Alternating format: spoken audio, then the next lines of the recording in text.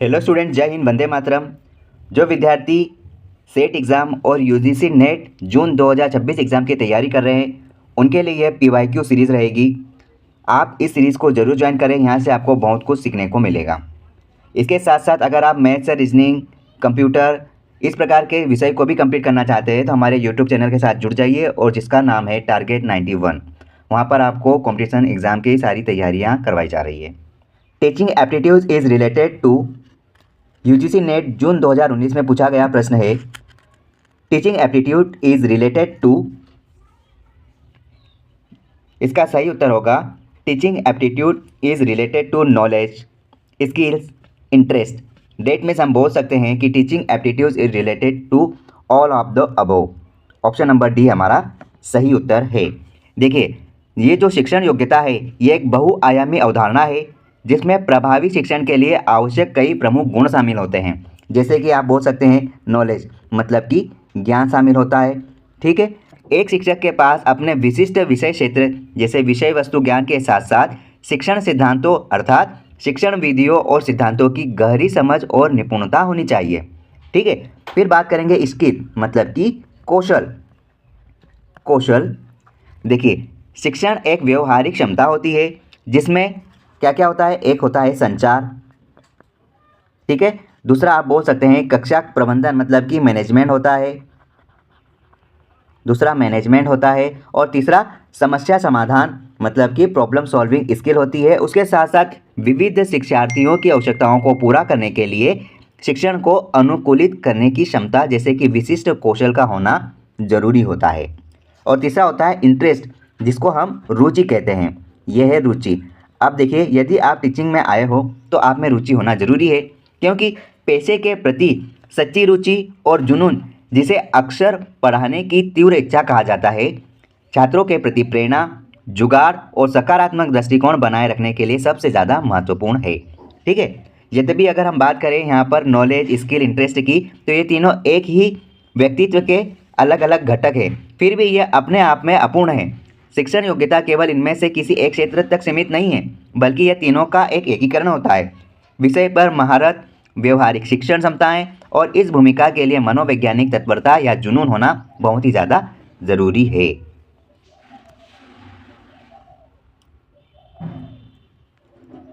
Next question है जो कि इस प्रकार है, which of the following is not a characteristic of good research.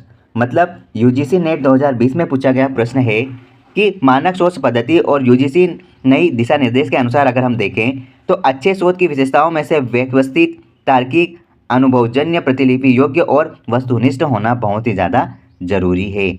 ठीक है, तो हम यहाँ पर क्या बोलेंगे, ऑप्शन नंबर डी, आर्बिट्री बहुत ही ज़्यादा जरूरी है, मतलब कि मनमाना सबसे ज़्यादा जरूरी है। अच्छे शोध की विशेषता नहीं है, यह है मनमाना। देखिए, यह है सिस्टेमेटिक, मतलब कि सिस्टेमेटिक एक प्रकार से व्यवस्थित होता है, व्यवस्थित, जो कि यहाँ पर क्या बोला है, अच्छी हैबिट नहीं है। मतलब ये तो अच्छी हैबिट है, व्यवस्थित है ना। एक अच्छा शोध एक संरचित और सुव्यवस्थित प्रक्रिया का पालन करता है। दूसरा है लॉजिकल, मतलब कि तार्किक। देखो, अच्छी गुड कैरेक्टरिस्टिक रिसर्च के लिए आपको लॉजिकल तरीके से थिंकिंग एबिलिटी को रखना पड़ेगा। यह तर्क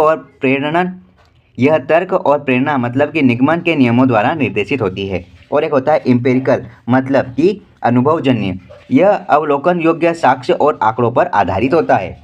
लेकिन हम यहाँ पर देख रहे हैं आर्बिट्री, मतलब ये क्या है, आर्बिट्रेरी।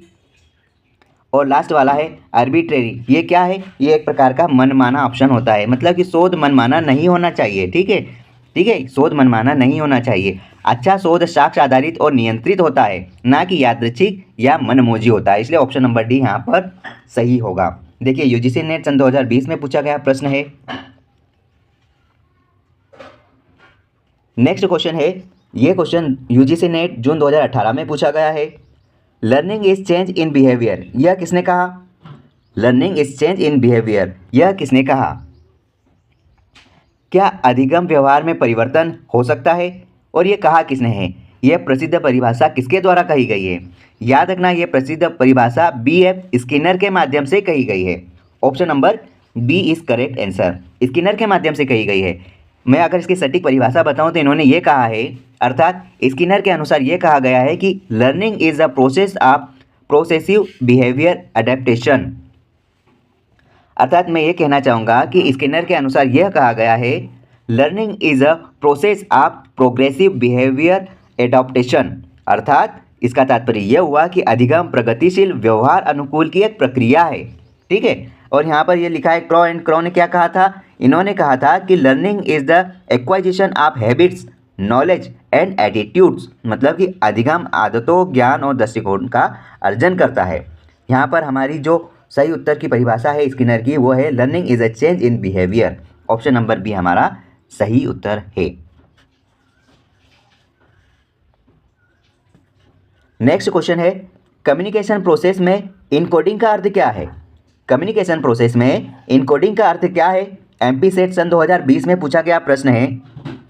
देखिए यहाँ पर इसका सही उत्तर होगा मैसेज को सिंबल्स में बदलना। कम्युनिकेशन प्रोसेस में इनकोड करना मतलब मैसेज को सिंबल्स में बदलना। ऑप्शन नंबर सी आपका सही उत्तर है। मतलब कि संचार प्रक्रिया जो भी होती है, संचार प्रक्रिया कम्युनिकेशन की प्रक्रिया जो है उसमें जो इनकोडिंग है ये एक ऐसी प्रोसेस है जिसमें सेंडर, जिसमें प्रेषक, मतलब आप उसको सेंडर भी बोलते हैं, जिसमें सेंडर अपने विचारों, सूचनाओं या संदेश को एक रूप में या प्रतीक अर्थात सिंबल में परिवर्तित करता है जिसे प्राप्तकर्ता तक भेजा जा सके। इन शब्दों, चित्रों, हाव भाव या संकेत का चयन किया जा सकता है ताकि संदेश का अर्थ स्पष्ट रूप से संप्रेषित हो सके। यहाँ पर लिखा है मैसेज को भेजना, क्या ये सही है? ये बिल्कुल भी सही नहीं है। क्यों? क्योंकि संचार की प्रक्रिया ये अगला चरण होता है, ये ट्रांसमिशन कहा जाता है, जिसे जहाँ माध्यम अर्थात चैनल का उपयोग करके संदेश भेजा जाता है। ठीक है, यहाँ इनकोडिंग का ये कोई प्रभाव यहाँ नहीं होगा, ये अगला माध्यम है। अगला ऑप्शन है मैसेज को समझना, यहाँ ये काम नहीं होता। संदेश को समझने या उसकी व्याख्या करने की प्रक्रिया डिकोडिंग कहलाती है। ये डिकोडिंग में होता है, ये डिकोडिंग में होता है। ठीक है, ये बात आपको ध्यान रखना है। जो कि प्राप्तकर्ता अर्थात कौन, ये रिसीवर द्वारा किया जाता है। अब यहाँ पे लिखा है फीडबैक, क्या ये सही है? बिल्कुल भी सही नहीं है। कम्युनिकेशन प्रोसेस में इनकोडिंग में फीडबैक नहीं होता है।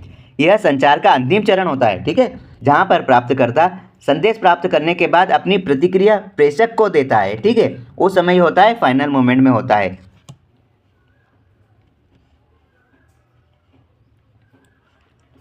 नेक्स्ट क्वेश्चन है हाइपोथेसिस मस्ट बी। बताइए हाइपोथेसिस कैसी होना चाहिए? ये यूजीसी नेट जून 2019 में पूछा गया है। ये यूजीसी नेट दिसंबर 2019 में पूछा गया प्रश्न है। हाइपोथेसिस मस्ट बी मतलब कि शोध पद्धति। याद रखना, इन शब्दों को आप ध्यान रखें। यदि आप न्यू व्यूवर्स हैं या फिर आप यूजीसी नेट की पहली बार तैयारी कर रहे हैं तो इन शब्दों का थोड़ा ध्यान ज़रूर रखें। हाइपोथेसिस मस्ट बी मतलब कि हाइपोथेसिस जो शोध पद्धति होती है उसमें एक अच्छी परिकल्पना की विशेषताओं, मतलब कि यूजीसी नेट के प्रश्नों की विशिष्टता के आधार पर एक परिकल्पना में निम्नलिखित विशेषताएं होनी चाहिए। पहला, परीक्षण योग्य होना चाहिए। परीक्षण योग्य होना चाहिए। ठीक है, और दूसरा यहाँ पर स्पष्ट और सटीक होना चाहिए। स्पष्ट और सटीक होना चाहिए। ठीक है, हाइपोथेसिस स्पष्ट और सटीक होना चाहिए और विशिष्ट होना चाहिए। ठीक है, ये सारी चीज़ें होना चाहिए हाइपोथेसिस में। ठीक है, यहाँ पर देखो, एक अच्छी शोध परिकल्पना को अनुभवजन्य अवलोकन, प्रयोग या डेटा संग्रह के माध्यम से सत्यापित या असत्य साबित किया जा सकता है। ठीक है, जैसे आप परीक्षण योग्य अगर उपयोग करोगे, यहाँ पर डेटा को व्यवस्थीकरण में लेकर आप यहाँ पर हाइपोथेसिस बनाओगे तो वो ज़्यादा सार्थक होगी। इसमें मापने योग्य चर उपलब्ध होने चाहिए। ठीक है, सटीक, स्पष्ट और सटीक होना चाहिए, मतलब इसमें सरल शब्दों में व्यक्त किया जाना चाहिए। विशिष्ट होना चाहिए, मतलब कि इसका दायरा सीमित होना चाहिए। ठीक है, विकल्प बी, विकल्प सी और विकल्प डी ये तीनों गलत है, क्योंकि परिकल्पना सरल, जटिल नहीं, संक्षिप्त लेकिन लंबी नहीं, वस्तुनिष्ठ लेकिन भावनात्मक नहीं होना चाहिए। ठीक है, तो इस प्रश्न का सही उत्तर क्या होगा? ऑप्शन नंबर 1 मतलब टेस्टेबल होना चाहिए। Option number 1 is correct. Next question है जोन ऑफ प्रॉक्सिमल डेवलपमेंट किससे संबंधित है? यूजीसी नेट जून 2020 में पूछा गया प्रश्न है, मोस्ट इंपोर्टेंट प्रश्न है ये। जोन ऑफ प्रॉक्सिमल डेवलपमेंट किससे संबंधित है? याद रखिएगा, जोन ऑफ प्रोक्सिमल डेवलपमेंट मतलब समीपस्थ विकास का क्षेत्र। मैं हिंदी में भी लिखना चाहूँगा, आप इसे क्या बोलोगे? समीपस्थ विकास का क्षेत्र। समीपस्थ विकास का क्षेत्र मतलब जोन ऑफ प्रोक्सिमल डेवलपमेंट, समीपस्थ विकास का क्षेत्र। ये किसके द्वारा संबंधित है या किससे संबंधित है? ये वाइगोत्स्की के द्वारा संबंधित है। ऑप्शन नंबर बी हमारा सही उत्तर है। अब देखिए, वाइगोत्स्की का पूरा नाम क्या था? लेव वाइगोत्स्की, है ना, LEV और वाइगोत्स्की आप लिख सकते हैं। देखो, लेव वाइगोत्स्की ने यह सिद्धांत दिया था कि बच्चे अपने से अधिक जानकर मतलब कि मोर नॉलेजेबल ऑदर MKO या किसी शिक्षक साथी की मदद से वह कार्य कर सकते हैं जो वे अकेले में नहीं कर सकते हैं। ठीक है, मतलब कि जो ZPD है, जोन ऑफ प्रोक्सिमल डेवलपमेंट, ये कहता है कि उस क्षेत्र या अंतर को दर्शाता है जो बच्चे के स्वतंत्र रूप से करने और उसे क्या करना, निर्देश देना मतलब स्केप होल्डिंग के साथ करने की क्षमता के बीच होता है। ठीक है, ये सामाजिक और सांस्कृतिक विकास के सिद्धांत का एक मुख्य हिस्सा है। ठीक है, ये सोशियो कल्चरल थ्योरी का एक मेन पार्ट होता है, जोन ऑफ प्रोक्सिमल डेवलपमेंट। मैं आपको फिर से समझाना चाहूँगा कि बच्चे के स्वतंत्र रूप से करने या फिर स्केप होल्डिंग के साथ करने की क्षमता विकसित करने का काम करता है। सैंपलिंग का मुख्य उद्देश्य क्या है? सैंपलिंग का मुख्य उद्देश्य क्या है? MP सेट 2019, सैंपलिंग का मुख्य उद्देश्य क्या होगा? याद रखिएगा, सबसे पहले तो आप सैंपलिंग का मतलब समझिए। देखो, सैंपलिंग का मतलब होता है प्रतिचयन। प्रतिचयन मतलब कि चयन करने के लिए हम सैंपलिंग का इस्तेमाल करते हैं।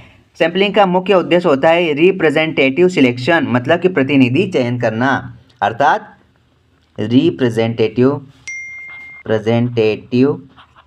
सिलेक्शन। मतलब हम हिंदी में भी देख लेते हैं, इसका मतलब होता है प्रतिनिधि चयन। प्रतिनिधि चयन कहा जा सकता है। सही उत्तर क्या है? Representative selection. Option number C is correct answer. देखो, सैंपलिंग का मतलब है कि पूरी जनसंख्या मतलब कि पॉपुलेशन में से एक छोटे प्रतिनिधि समूह मतलब सैंपल का चयन करना होता है।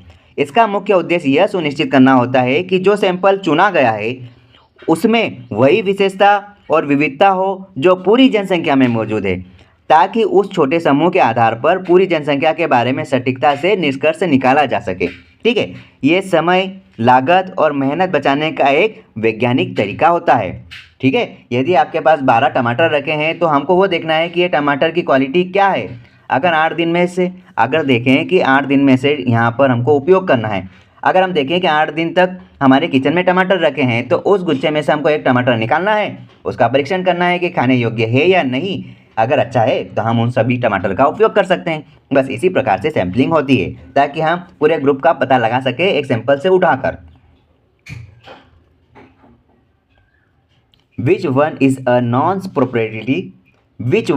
non probability sampling? UGC net 2017 में पूछा गया क्वेश्चन है। इनमें से कौन सी नॉन प्रोबेबिलिटी सैम्पलिंग है? बताइए। Random sampling, stratified sampling, systematic sampling या कन्वीनियंस सैम्पलिंग। ये 4 सैम्पलिंग होती है। मोस्ट इंपॉर्टेंट क्वेश्चन है ये। देखिए, सही विकल्प क्या है? ऑप्शन नंबर डी मतलब कन्वीनियंस सैम्पलिंग। ऑप्शन डी हमारा सही उत्तर है, जो कि नॉन प्रोबेबिलिटी सैम्पलिंग होता है। और इसका सही मतलब क्या है? सुविधा नमूनाकरण। ठीक है, सुविधा नमूनाकरण ये है सैम्पलिंग का नाम। सुविधा आधारित नमूनाकरण एक नॉन प्रोबेबिलिटी सैम्पलिंग का हिस्सा है, क्योंकि इसमें प्रतिभागियों का चयन यादृच्छिक प्रक्रिया के बजाय शोधकर्ता की सुगम पहुंच और निकटता के आधार पर किया जाता है। और इस विधि में जनसंख्या के प्रत्येक सदस्य के चुने जाने की समान या ज्ञान संभावना नहीं होती है।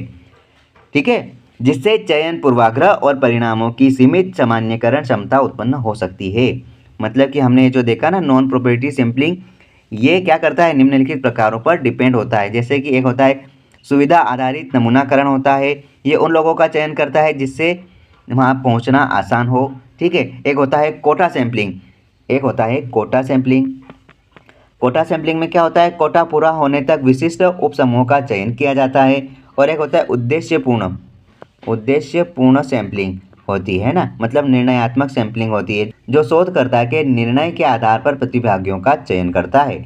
और एक होता है स्नोबॉल सैंपलिंग। इसमें क्या होता है, स्नोबॉल सैंपलिंग में प्रतिभागी अपने नेटवर्क के माध्यम से अन्य प्रतिभागियों को भर्ती करते हैं। नेक्स्ट क्वेश्चन है the full form of ICT is MPSET 2021 में पूछा गया प्रश्न है। देखिए आईसीटी का पूरा नाम क्या है, देखो आईसीटी का पूरा नाम क्या है, इंफॉर्मेशन कम्युनिकेशन टेक्नोलॉजी। ठीक है, ऑप्शन हमारा सूचना एवं संचार प्रौद्योगिकी, मतलब इंफॉर्मेशन एंड कम्युनिकेशन टेक्नोलॉजी। कहाँ पर है ये, option number B is correct answer, जिसको आप हिंदी में क्या कहोगे, सूचना एवं संचार प्रौद्योगिकी या सूचना और संचार प्रौद्योगिकी। ठीक है, इसकी परिभाषा में अगर बताना चाहूँगा तो देखो आईसीटी का विस्तारित रूप यह है जो एकीकृत संचार, दूरसंचार और कंप्यूटर की भूमिका पर जोर देते हैं, जो उपयोगकर्ताओं को सूचना तक पहुंचने और उसे संग्रहित करने के साथ साथ प्रसारित करने और उनमें हेरफेर करने में सक्षम बनाते हैं। ठीक है, ये एक व्यापक शब्द है, यह एक व्यापक शब्द है आईसीटी। ठीक है, यह एक व्यापक शब्द होने के साथ साथ हम इसको ये समझ सकते हैं कि इसमें इंटरनेट आधारित प्रौद्योगिकी और मोबाइल वायरलेस नेटवर्क दोनों शामिल होते हैं। अब ये बताइए कि लॉ ऑफ इफेक्ट किसने दिया था, जो कि जून 2018 में पूछा गया प्रश्न है। लॉ ऑफ इफेक्ट किसने दिया, याद रखिएगा law of effect option number C यहाँ पर थॉर्नडाइक ने दिया था। Option C is correct answer. देखो लॉ ऑफ इफेक्ट मतलब कि प्रभाव का, यहाँ पर क्या बोला है, प्रभाव का नियम, प्रभाव का नियम कहा जाता है लॉ ऑफ इफेक्ट। ठीक है, अमेरिकी मनोवैज्ञानिक मतलब कि एडवर्ड थॉर्नडाइक द्वारा दिया गया था यह नियम। और इस नियम के अनुसार यदि किसी क्रिया या व्यवहार के बाद संतोषजनक परिणाम मिलता है तो उस व्यवहार के भविष्य में दोहराए जाने की संभावना बढ़ जाती है। वही यदि परिणाम कष्टदायक या असंतोष हो तो उस व्यवहार के दोहराए जाने की संभावना बहुत कम हो जाती है। थॉर्नडाइक ने सीखने के 3 मुख्य चरण दिए हैं जो कि इस प्रकार है। पहला है लॉ ऑफ रेडनाइट, पहला है तत्परता का नियम, तत्परता का नियम। और दूसरा क्या है, दूसरा है अभ्यास का नियम, अभ्यास का नियम। और तीसरा क्या है, प्रभाव का नियम, प्रभाव का नियम। अगर इंग्लिश मीडियम वाले बच्चे मैं बता दूं तत्परता का नियम मतलब कि इसको हम क्या बोलेंगे, लॉ ऑफ रेड लाइंस। ठीक है, अभ्यास का नियम मतलब कि लॉ ऑफ एक्सरसाइज, प्रभाव का नियम मतलब कि लॉ ऑफ इफेक्ट। ठीक है, ये सारे चीज़ें लॉ ऑफ इफेक्ट में थॉर्नडाइक ने दिया है। ये पावलोव क्यों गलत है, ये गलत इसलिए है क्योंकि इवान पावलोव ने क्लासिकल कंडीशनिंग मतलब कि शास्त्रीय अनुबंध का सिद्धांत दिया था, जिसमें उन्होंने उद्दीपन मतलब कि स्टिमुलस और अनुक्रिया मतलब रिस्पॉन्स के भी संबंध पर जोर दिया था। और यहाँ स्किनर वाला भी गलत है क्योंकि स्किनर ने ऑपरेंट कंडीशनिंग का सिद्धांत दिया था। ठीक है, और यहाँ पर वॉटसन ने व्यवहारवाद का जनक माना गया है जिन्हें, और इन्होंने व्यवहार के वस्तुनिष्ठ अध्ययन पर बल दिया था। नेक्स्ट क्वेश्चन है ब्लूम्स टैक्सोनॉमी का हाईएस्ट लेवल क्या है। नेट 2021 में पूछा गया प्रश्न है, ब्लूम टैक्सोनॉमी का हाईएस्ट लेवल क्या है।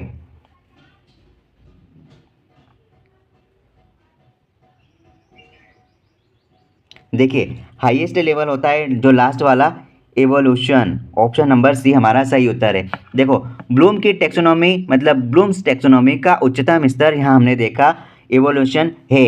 ठीक है, या आप बोल सकते हैं कि क्रिएटिंग, यहाँ पर आप क्रिएटिंग भी लिख सकते हैं, CREATING। क्रिएटिंग अगर नहीं है तो आप इवोल्यूशन को ही, मूल्यांकन को ही आप समझेंगे। ठीक है, और ये संस्करण पर निर्भर करता है क्योंकि यूजीसी ने 2021 के संदर्भ में दिए गए विकल्पों में से हम इवोल्यूशन मूल्यांकन का सर्वोच्च स्तर मान रहे हैं, जो कि संशोधित टैक्सोनॉमी में, और ये संशोधित टैक्सोनॉमी में क्रिएटिंग सबसे ऊपर होता है। मूल संस्करण जो आया था 1956 में, उसमें कुछ इस प्रकार था, सबसे पहले ज्ञान, उसके बाद समझ, उसके बाद क्या आया था,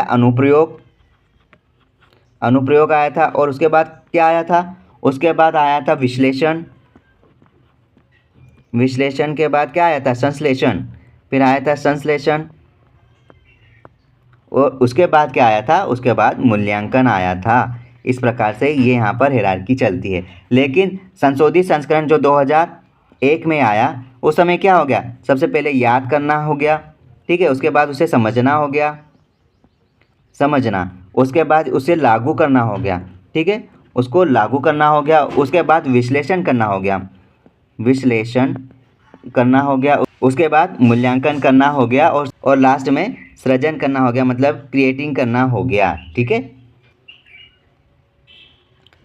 formative evolution is conducted MP set 2022 में पूछा गया प्रश्न है। फॉर्मेटिव असेसमेंट कब होता है या फॉर्मेटिव इवोल्यूशन कब होता है? तो मैं आप बता दूं आपको, ये ड्यूरिंग टीचिंग के दौरान होता है, मतलब कि आप उसको बेहतर बनाने के समय ही आप यहाँ पर फॉर्मेटिव असेसमेंट करवाते हैं, ठीक है। ऑप्शन नंबर बी हमारा सही उत्तर है, ठीक है। यहाँ पर शिक्षण अधिगम प्रक्रिया के दौरान ही रचनात्मक मूल्यांकन किया जाता है, और ये एक कैसी प्रक्रिया है, ये एक प्रकार की सतत गतिशील प्रक्रिया होती है, ठीक है, सतत विकासशील प्रक्रिया होती है, ठीक है। ये गतिशील मूल्यांकन होता है जिसका उपयोग छात्रों की प्रगति की निगरानी करने और शिक्षण के दौरान शिक्षकों और छात्रों को निरंतर प्रतिक्रिया प्रदान करने के लिए किया जाता है, जिससे कि वास्तविक समय में सुधार और समायोजन संभव हो सके। ये फॉर्मेटिव इवोल्यूशन हम क्यों करते हैं? हम यहाँ इसलिए करते हैं कि ये सबसे पहली बात, समय शिक्षक प्रक्रिया के दौरान बाद में समय नष्ट ना हो और इसका उद्देश्य पूर्ण हो सके, मतलब कि अंतिम अंक देने के बजाय शिक्षण और अधिगम में सुधार हो सके। जैसे कि उदाहरण में बोलूँ, प्रश्नोत्तरी, मौखिक परीक्षा, फिर कक्षा में चर्चा करना, फिर अवलोकन करना, जबकि वो फाइनल एग्जाम में अच्छे नंबर ला सके। फाइनल समय में हम क्या करते हैं, समेटिव असेसमेंट करते हैं, समेटिव इवोल्यूशन करते हैं, और पढ़ाई के दौरान फॉर्मेटिव इवोल्यूशन करते हैं। रिसर्च डिज़ाइन इज, ये यूजीसी नेट जून 2020 में पूछा गया प्रश्न है। Research design is blueprint of research कहलाता है। ऑप्शन नंबर बी हमारा सही उत्तर है, ठीक है। शोध डिज़ाइन वह वैचारिक ढांचा या ब्लूप्रिंट है जिसके अंतर्गत शोध किया जाता है, और यह एक व्यवस्थित योजना के रूप में कार्य करता है जो कि अध्ययन के प्रत्येक चरण को रेखांकित किया जाता है। फीडबैक इन कम्युनिकेशन इज, देखिए, संचार में प्रतिक्रिया, मतलब कि ऑप्शन नंबर सी हमारा सही होगा। मतलब कि हम रिस्पोंड करते हैं ना, हम कोई भी बात सुनते हैं तो आखिरी में हम रिस्पोंड करते हैं। मतलब ये बोल सकते हैं कि फीडबैक संदेश को समझने के बाद प्राप्तकर्ता द्वारा प्रेषक को दी गई प्रतिक्रिया या जवाब होता है, ठीक है। इसकी भूमिका कैसे होती है? ये संचार चक्र का एक अंतिम चरण होता है, सबसे महत्वपूर्ण चरण है जो प्रक्रिया को दो तरफा बनाता है और यह सुनिश्चित करता है कि संदेश को सही ढंग से समझा या नहीं। इसका रूप, मतलब कि यह मौखिक जैसे शब्द प्रश्न, या गैर मौखिक जैसे कि सिर हिलाना, मुस्कुराना, भौहें चढ़ाना, ये सब चीज़ें हो सकती है। आज का लास्ट क्वेश्चन है, कुछ इस प्रकार है, कंस्ट्रक्टिविज्म किससे संबंधित है? यूजीसी नेट जून 2019 में पूछा गया प्रश्न था। देखिए, कंस्ट्रक्टिविज्म मतलब कि रचनावाद, निर्माणवाद, ये एक लर्नर सेंटर होती है, मतलब कि शिक्षार्थी केंद्रित होती है। ऑप्शन नंबर बी हमारा सही उत्तर है, ठीक है। रचनावादी दृष्टिकोण, मतलब कि यह माना जाता है कि ज्ञान को निष्क्रिय रूप से प्राप्त नहीं किया जा सकता, बल्कि शिक्षार्थी अपने अनुभवों और अंतःक्रियाओं के आधार पर अपने ज्ञान का निर्माण सक्रिय रूप से करता है, और यह शिक्षार्थियों की सक्रिय भागीदारी, समस्या समाधान और महत्वपूर्ण सोच पर जोर देने का कार्य करता है। ये हमने देखा, लर्नर सेंटर ये क्या करता है, इस दृष्टिकोण में शिक्षक एक मार्गदर्शक अर्थात सुविधा प्रदाता अर्थात फैसिलिटेटर की भूमिका निभाता है, न कि केवल ज्ञान देने वाली बातें करता है, ठीक है। ये आपने जितने भी क्वेश्चन देखे मोस्ट इंपोर्टेंट PYQs है, और इस चैनल पर आपको टीचिंग से संबंधित, मतलब कि कॉम्पिटिटिव एग्जाम जो टीचिंग से संबंधित एग्जाम्स होती है, जैसे नेट, सेट, NVS, KVS, जितनी तमाम एग्ज़ाम होती है उसकी तैयारी इस चैनल पर करवाई जाएगी। आप इस चैनल के साथ ज़रूर जुड़े, आपको यहाँ पर कई सारे वैलिड कंटेंट देखने को मिलेंगे। All the best, keep learning, keep watching, आप ज़रूर होंगे कामयाब।